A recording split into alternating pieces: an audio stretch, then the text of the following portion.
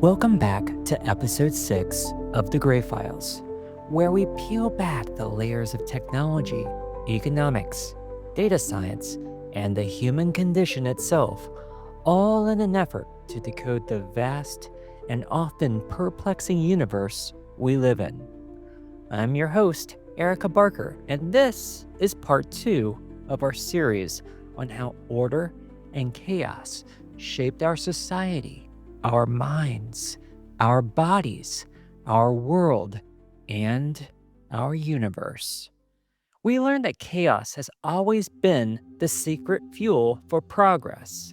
In this episode of The Gray Files, we journey deep through time and across continents, uncovering how disorder, wild, unpredictable, untamed, has catalyzed the evolution of life, intelligence, and even our own thoughts. Here, we find ourselves drawn to the edges, the volcanic shores, the dense jungles, the late night thoughts, where chaos reigns and new things are born. So let's step to those edges together and see how chaos became the mother of invention for life on Earth. Part 1. Abiogenesis, the moment random molecules formed the first life. Sometimes I close my eyes and picture Earth 4 billion years ago. It's an alien landscape of erupting volcanoes and boiling seas, skies flashing with lightning. No life stirs. Not yet. Just a chaotic soup of chemicals and tide pools and volcanic craters. And yet, somewhere in that primordial chaos, the greatest magic trick in history took place. Non-living matter stumbled into life. How did simple molecules, bouncing and colliding at random, assemble into something that could eat, grow, and reproduce? That question has haunted scientists and dreamers alike. And there are a few prevailing theories, each as wild as the early Earth itself. Perhaps life first sparked in a primordial soup, a nutrient-rich broth cooked by lightning strikes.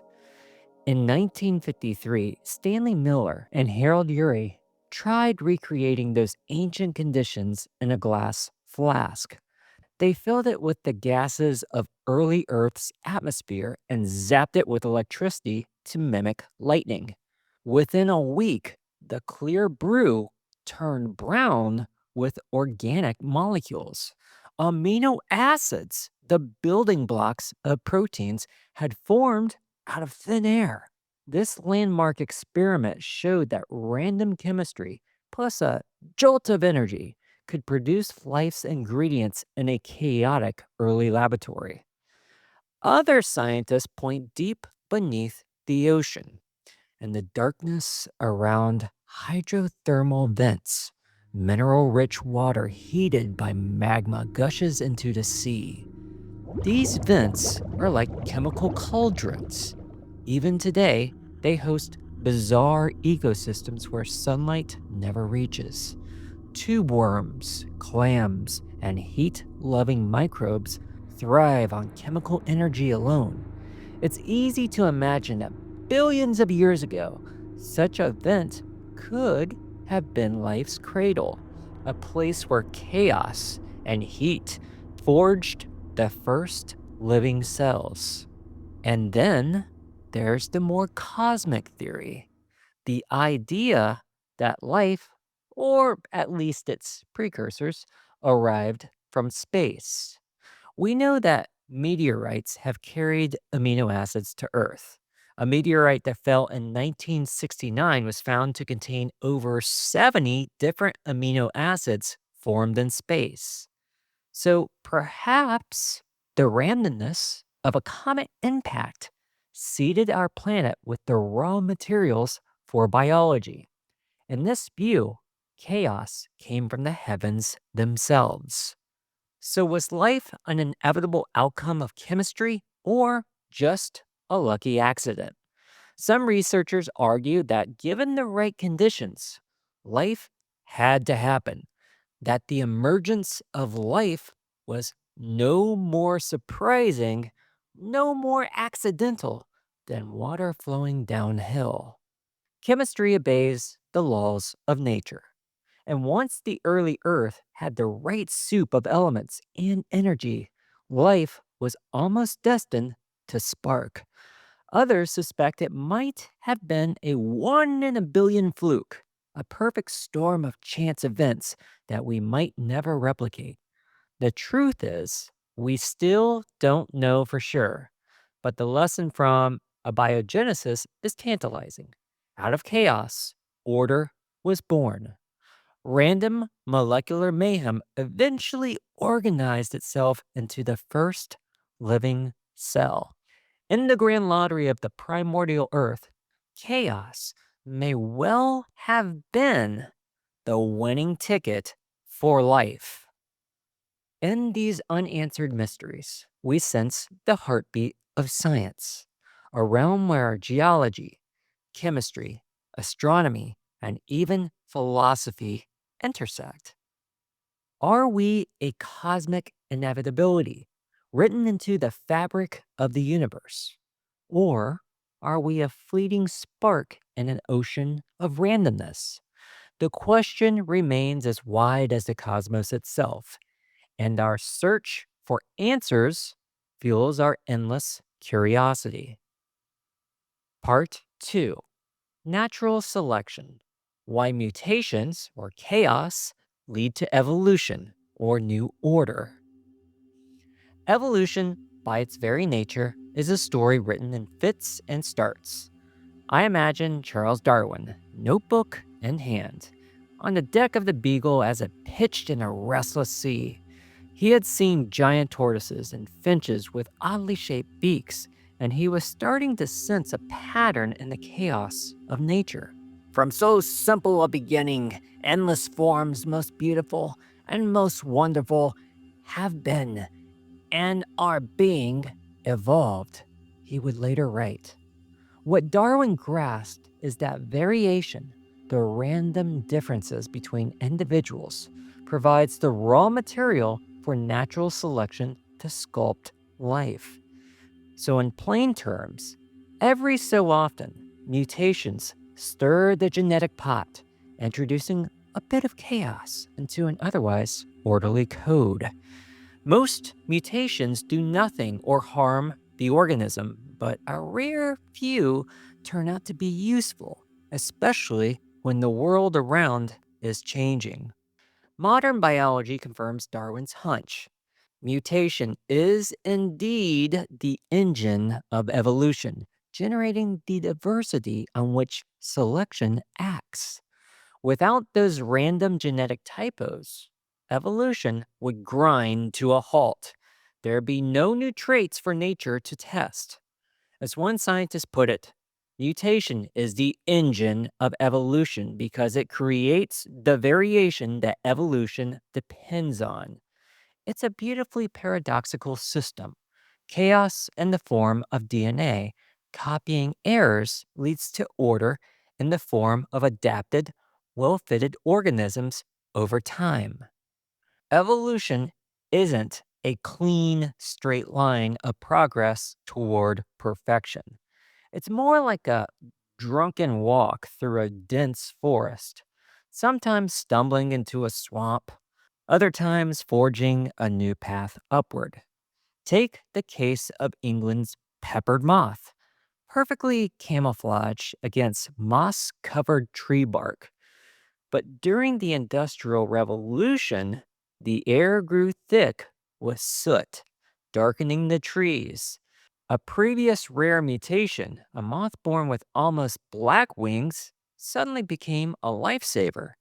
In the smoggy 19th century cities, birds easily spotted the light moths on blackened trees, while the dark moths stayed hidden and survived.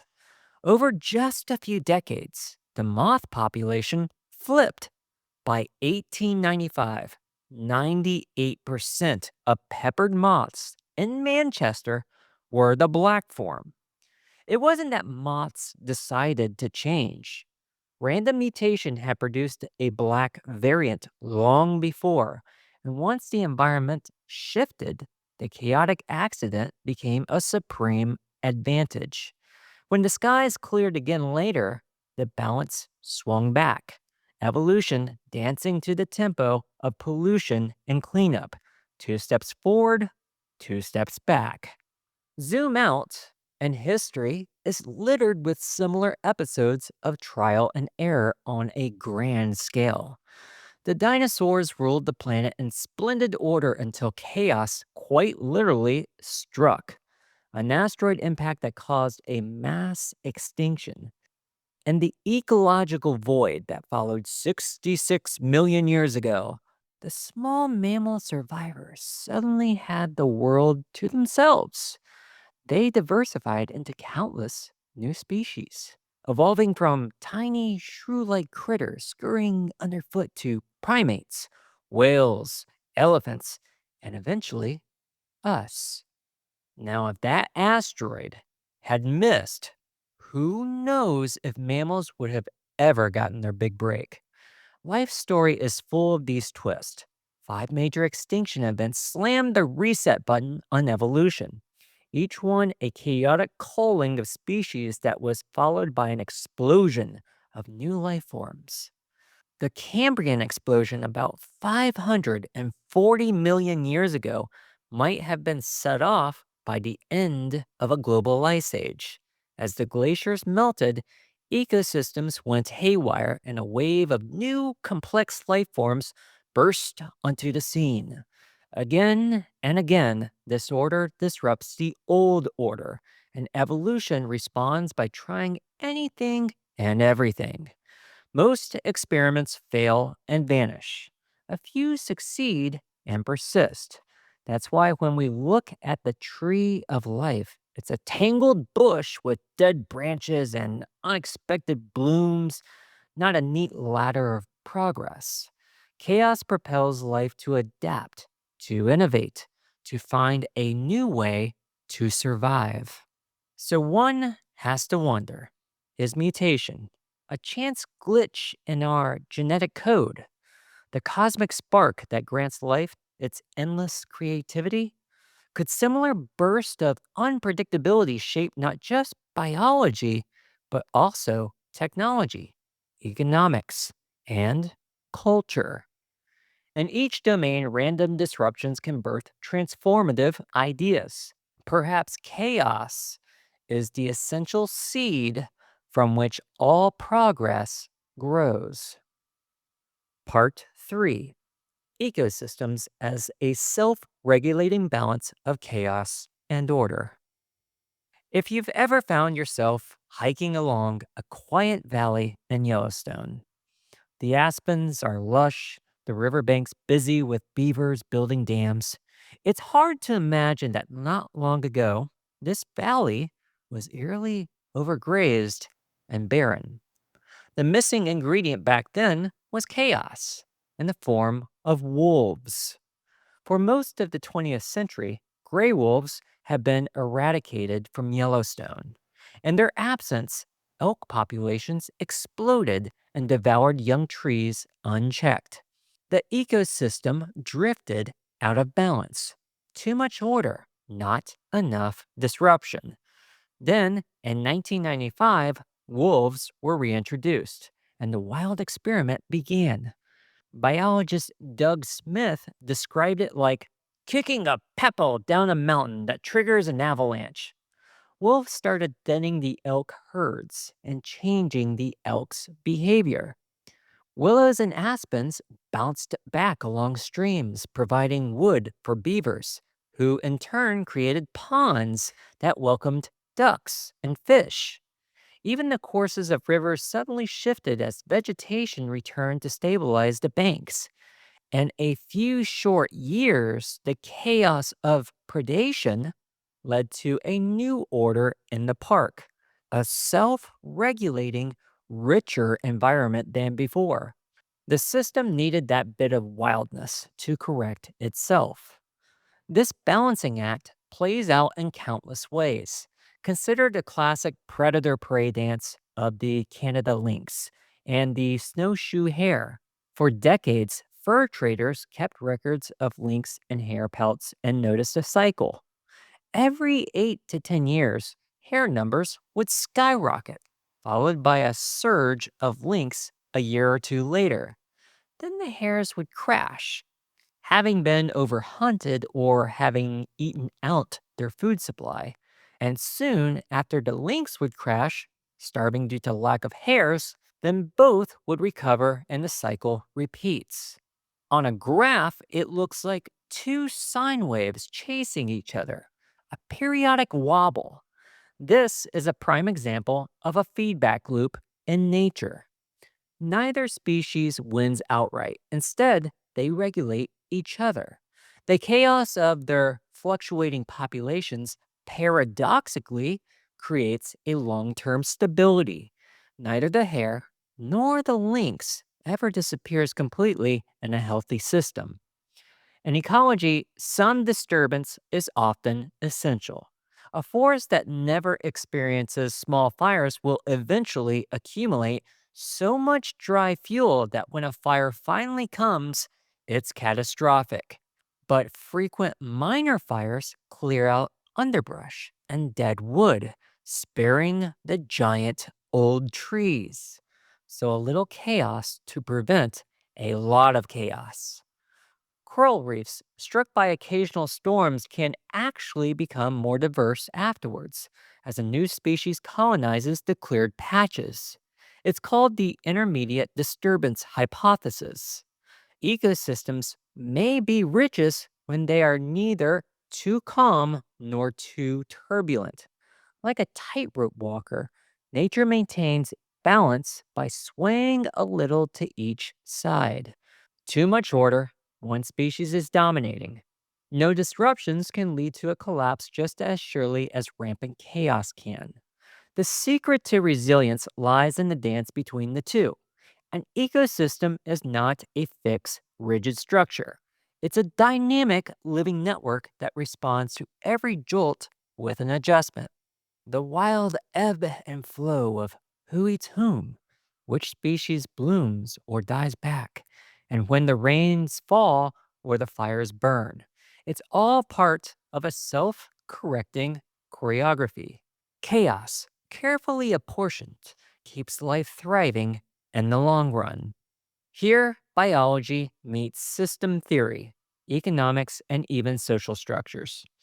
Natural feedback loops echo in the rise and fall of markets, the ebb and flow of human populations, and the cyclical renewal of traditions and revolutions. Could the Yellowstone wolves teach us how to embrace small disruptions in our own lives before stagnation takes hold? Part 4: Animal Behaviors. The evolution of structured societies versus unpredictable instincts. Imagine one morning you're sitting next to a massive anthill, watching thousands of ants march in unison.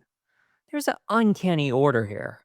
Every ant has a role: worker, soldier, queen, and they execute their duties with machine like precision. The colony behaves as if it were a single organism, a literal hive mind, where individual whims are sacrificed for the collective good. Ants and their cousins, the honeybees, have honed their strategy over millions of years. In a beehive, for instance, no single bee understands the whole operation, yet instinct drives each to gather nectar, feed larvae, or guard the hive. And the end result is a highly efficient society. This rigid structure is fantastic for routine tasks and stability. Bees survive and even thrive following the same blueprint year after year. But such structured societies have a downside. When the unexpected happens, instinct can fall short. Many of us have seen the lone bee at a spilled soda, drowning because their programming didn't include swimming away. Nature clever as always, has balanced these superorganisms with a very different approach: the unpredictable apex predator. Picture a lone tiger stalking through the jungle or a clever fox prowling at dusk. These hunters don't have the luxury of 1,000 sisters to back them up. They live and die by their wits. A tiger may spend hours tracking prey, only to have the herd bolt in an unexpected direction and must improvise in a split second to salvage the hunt. Predators often rely on learned tactics and instinctual cunning, and their behavior can be startlingly unpredictable. Just ask anyone whose calm afternoon of birdwatching was interrupted by a hawk's sudden dive. Unlike the ant or bee, the tiger can try something new, shift to a different approach mid chase, exploit a moment of weakness in its prey. In evolutionary terms, species like tigers, orcas, and hawks embody a more individualistic chaos. They have instincts, yes, but also a lot of leeway to learn, explore, and react in novel ways. Evolution has produced both kinds of creatures: the rule followers and the rule breakers, each successful in their own niche. But some animals seem to take it a step further, blending structure with spontaneity. Consider the crows, those shadowy tricksters of the bird world. Crows are social. They roost in groups and even hold what looks like funerals for fallen comrades. Yet each crow is also a sharp individual intellect. Scientists have set up puzzles that would stump a toddler, only to watch a crow solve them with ease. Crows have been seen crafting tools with twigs and wires, using traffic to crack nuts, and remembering human faces. Some even known for holding grudges or sharing warnings about dangerous people. In fact, their problem solving intelligence has been compared to that of a 7-year-old child. They learn from each other but also invent new solutions on their own, a fusion of learned order and creative chaos. Dolphins are another case in point. Living in pod societies with elders and peers to learn from, dolphins adhere to social structures. They hunt together, communicate in distinct calls, even seem to have names for each other. Yet they too exhibit remarkable innovation.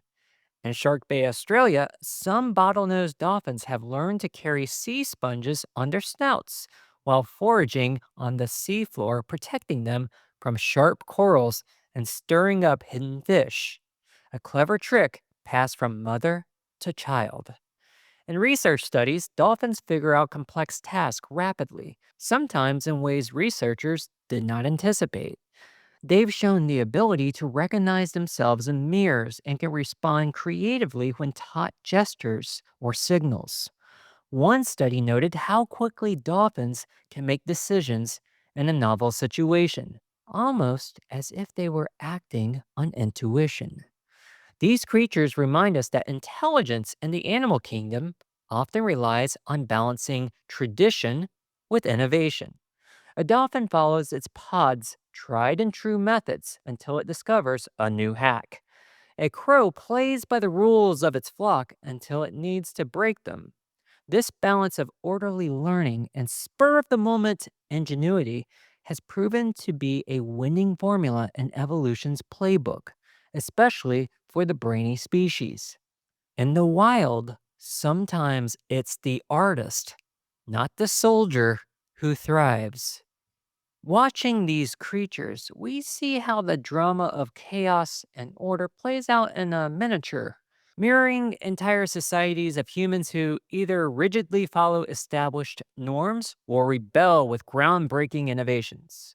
Perhaps our own collective progress is the result of the same synergy, where tradition meets unpredictability, forging new paths in art, technology, and beyond. Part 5: The Brain's Battle: Order, Logic, and Planning versus chaos, emotion, instinct, and creativity. Often at night, I find myself staring at the ceiling, mind racing. Part of me is calmly retracing the day's task, planning tomorrow. That's my logical side at work. But another part is reliving an awkward conversation from years ago for no good reason, heart pounding as if it just happened. In that moment, I'm witnessing a skirmish between two corners of my own mind: the prefrontal cortex, the planner, the rational voice, and the limbic system, the emotional, impulsive core. Neuroscience tells us that these two brain regions operate in very different modes.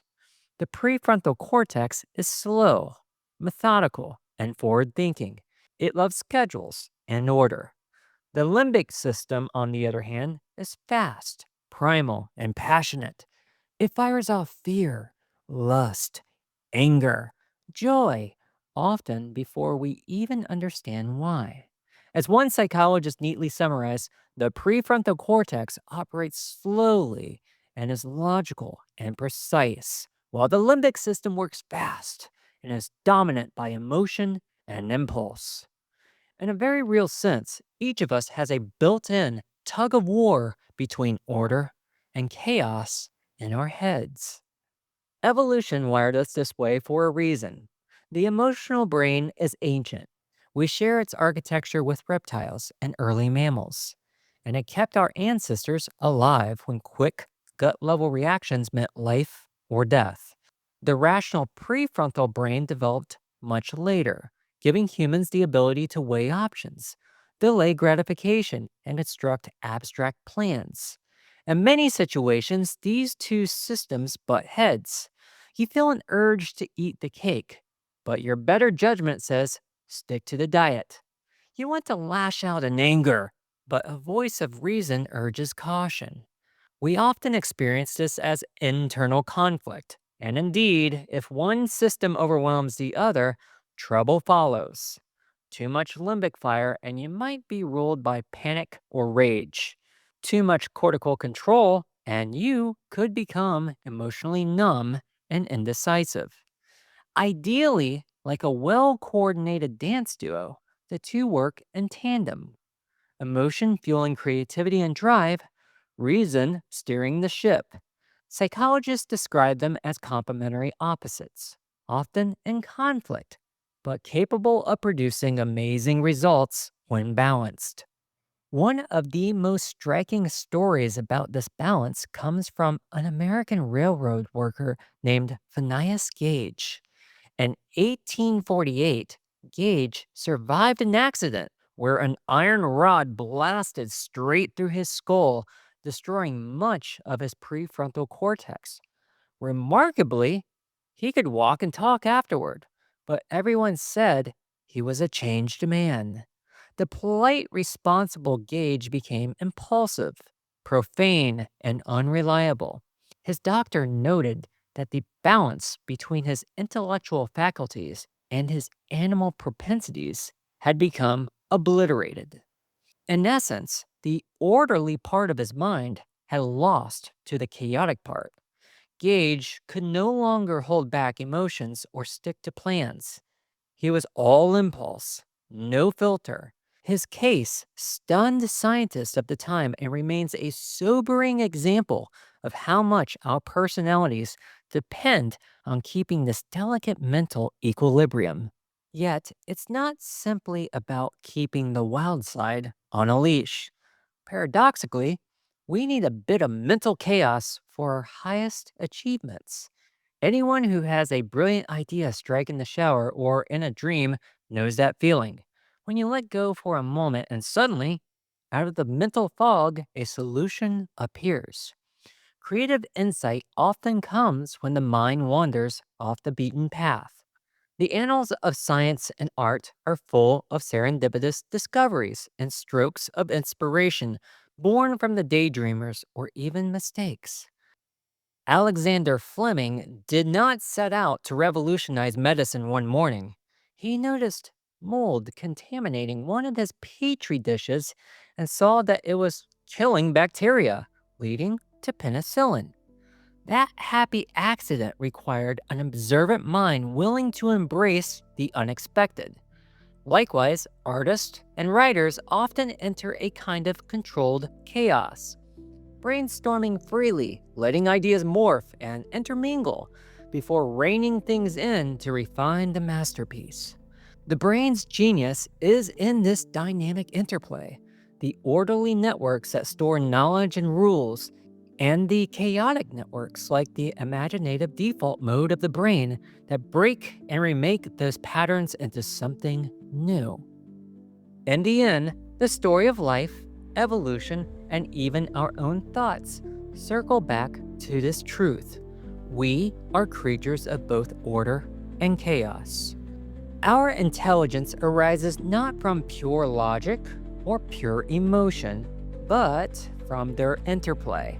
Push the balance too far either way, and things fall apart. But in the space between, in the gray area, lies everything we cherish: our creativity, our adaptability, and our humanity. With the laws of physics on one hand, and the random, chaotic fluctuations that kindle new stars, spark new ideas, and shape our destinies on the other. In embracing this duality, we celebrate the grand adventure that is consciousness and creation. Your very thoughts are a battleground of these two forces. Without order, we would have no language, no tools, no civilization. And without chaos, we would have no art, no invention, and no discovery. I'm Erika Barker, and this has been episode 6 of The Gray Files. Thank you so much for tuning in, and please stay tuned for more. In future episodes, we will dive more into future governance models. We will take a look at quantum computing and also try to understand the technological singularity and what that means for all of us. Thank you again for tuning in, and I'll catch you on the next episode of The Gray Files.